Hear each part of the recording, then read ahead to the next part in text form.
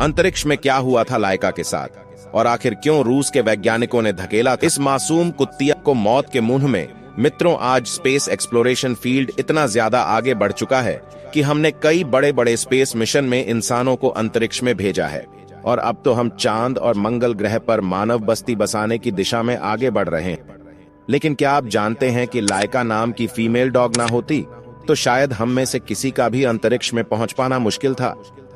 जी हाँ दोस्तों, लाइका इस दुनिया की वह पहली लिविंग स्पीशीज थी जिसने एक लंबी अंतरिक्ष यात्रा की थी।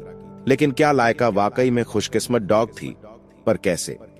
लाइका के जीवन की वह आखिरी पल जिसमें वह चाहकर भी अपनी दर्दनाक कहानी किसी को सुना नहीं सकती थी, और क्यों लॉन्च के एक दिन पहले इस मिशन के साइंटिस्ट व्लादिमीर लाइका को अपने घर ले गए थे, जानने के लिए वीडियो के अंत तक अवश्य बने रहिए।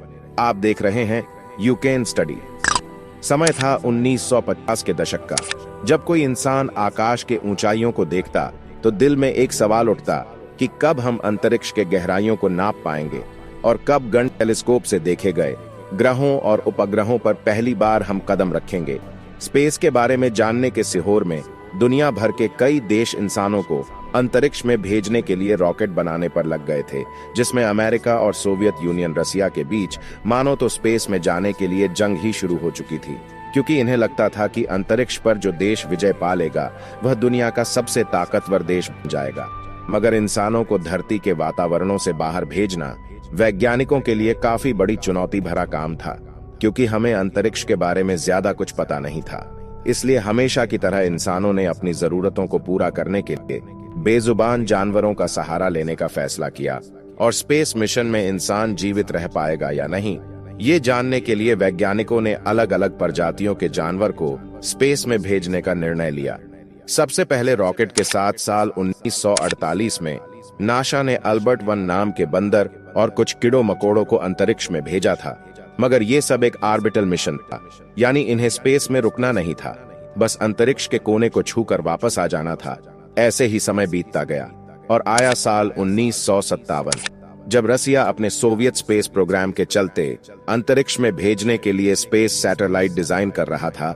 वहीं लाइका रसिया के मॉस्को शहर के सड़कों पर आवारा कुत्तों की तरह रहती थी। उस वक्त लाइका की भी उम्र 3 साल थी, और उसे इस बात का बिल्कुल भी अंदाजा नहीं था कि जीवन का यह साल उसकी पूरी जिंदगी को ही पलट कर रख देगा। इसी बीच 4 अक्टूबर 1957 के दिन रसिया ने अपने पहले आर्टिफिशियल अर्थ सैटेलाइट स्पुतनिक 1 को सफलतापूर्वक लॉन्च करके लो अर्थ ऑर्बिटल में भेज दिया था। मात्र 23 इंच डायमीटर वाले इस लोहे के बॉल पर चारों रेडियो एंटीना लगे हुए थे। हालांकि इस सैटेलाइट में ज्यादा उपकरण तो नहीं थे, लेकिन रसिया के लिए यह बहुत बड़ी जीत थी, क्योंकि इस मिशन से उन्होंने स्पेस रेस में पहली बाजी मार ली थी। इसके बाद रसिया के वैज्ञानिकों में यह उत्सुकता जागने लगी, और अमेरिकी स्पेस एजेंसी नासा की होंडा हॉर ने सोचा कि क्या होगा अगर हम अपने इस सैटेलाइट में किसी जीवित प्राणी को बैठाकर अंतरिक्ष में भेजें। और काफी रिसर्च करने के बाद वह इस निर्णय पर आए कि हम एक डॉग को अंतरिक्ष में भेजेंगे, क्योंकि एक तो वह हर चीज काफी जल्दी सीख जाते हैं, और दूसरा उन्हें बैठाने के लिए स्पेसक्राफ्ट में जगह भी बहुत कम लगेगी। तो जब वैज्ञानिकों ने यह बात प्रशासन के सामने रखी, तब रूस के प्रशासन ने इसके लिए हामी भर दी। लेकिन उन्होंने वैज्ञानिकों को टारगेट दिया कि आप यह मिशन 1 महीने के अंदर ही करें, क्योंकि उस समय अमेरिका और रसिया के बीच वर्ल्ड वॉर चल रहा था, जिसके चलते दोनों देश जल्द से जल्द स्पेस मिशन करके एक दूसरे को नीचा दिखाने में लगे हुए थे।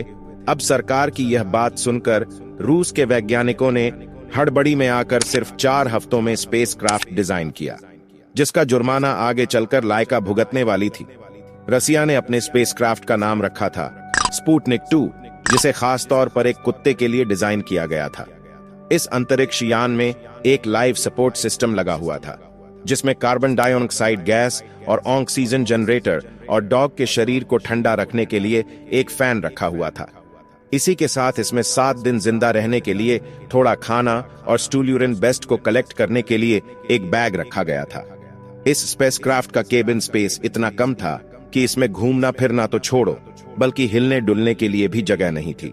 यानी कि इसमें बैठने वाले डॉग को लंबे समय तक एक ही जगह पर कैद में बैठना था और अपनी मौत का इंतजार करना था, क्योंकि उस वक्त सोवियत यूनियन के पास स्पेसक्राफ्ट को अंतरिक्ष में भेजने की तकनीक तो थी, लेकिन वापस लाने की तकनीक की खोज होना अभी बाकी थी। इसलिए हम इसे सुसाइड मिशन भी कह सकते हैं, जहां एक तरफ वैज्ञानिक इस स्पेसक्राफ्ट को रेडी कर रहे थे, वहीं दूसरी तरफ कुछ वैज्ञानिक इस मिशन के लिए एक सही टॉप चुन रहे थे। और मिशन के लिए उन्होंने एक स्ट्रीट डॉग को चुनने का फैसला किया, क्योंकि बचपन से ही इन्हें मुश्किल परिस्थितियों में रहने की आदत होती है। इसी खोज में वैज्ञानिकों को मॉस्को की सड़कों से 3 डॉग्स मिले, जिनका नाम उन्होंने ऑन लबीना, मुस्का और लाइका रखा। फिर इन तीनों डॉग्स को ट्रेनिंग के लिए ले जाया गया, और जैसे ही हमने आपको पहले भी बताया कि स्पुतनिक 2 का केबिन बहुत ही ज्यादा छोटा था, इसलिए वैज्ञानिकों ने इन तीनों डॉग्स को 20 दिनों के लिए एक छोटे से केबिन में रखा, ताकि जब स्पुतनिक 2 के केबिन में बैठे तो घबराकर उछल कूद ना करे। फिर इन्होंने तीनों डॉग्स को सेंट्रीफ्यूज डिवाइस में बैठाकर रॉकेट लॉन्च के एक्सीलरेशन के दौरान उनका कैसा हाल होता है वह टेस्ट किया। फिर इन्होंने इन्हें एक ऐसी मशीन में बैठाया जो स्पेसक्राफ्ट जैसी आवाज करती थी। इस दौरान इनके प्लस ब्लड प्रेशर को भी मॉनिटर किया जाता था।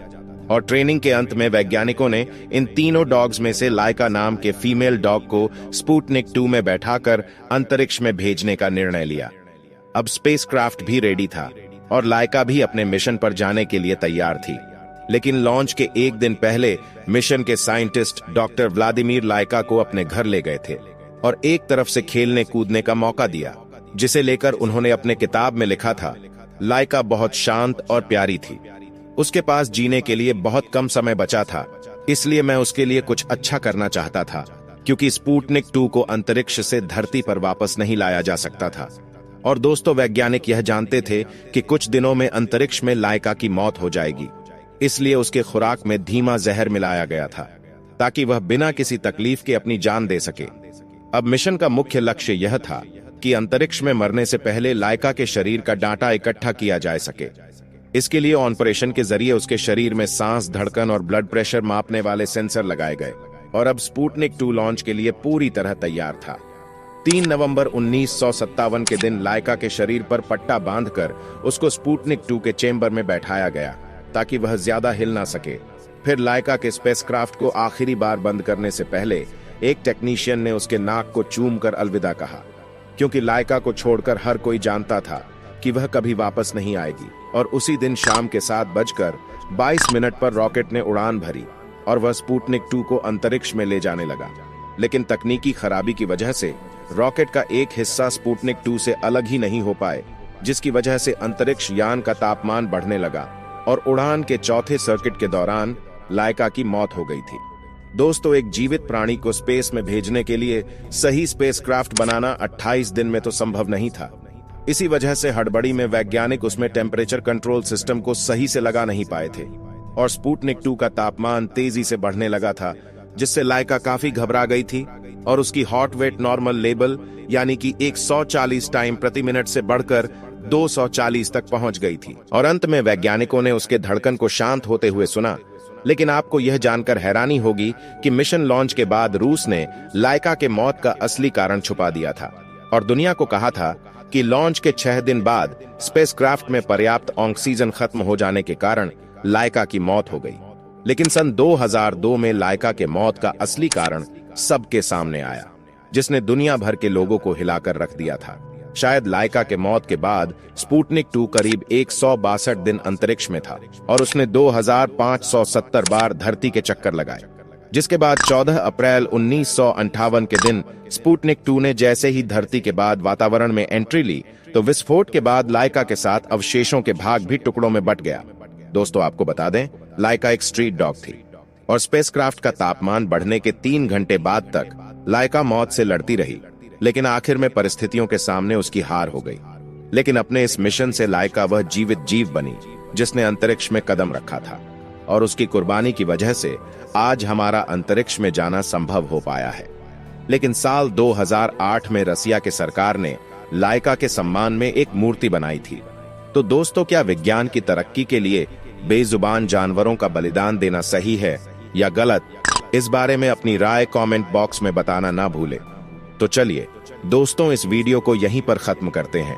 इस वीडियो को एक लाइक जरूर करें और अपने मित्रों तक इस वीडियो को शेयर करें, ताकि उन्हें भी जानकारी मिल सके। और अपने भरोसेमंद चैनल को सब्सक्राइब जरूर करें और घंटी वाले आइकन को ऑल पर सिलेक्ट करना बिल्कुल ना भूलें। मिलते हैं किसी और नॉलेजेबल वीडियो के साथ। वीडियो को अंत तक देखने के लिए धन्यवाद।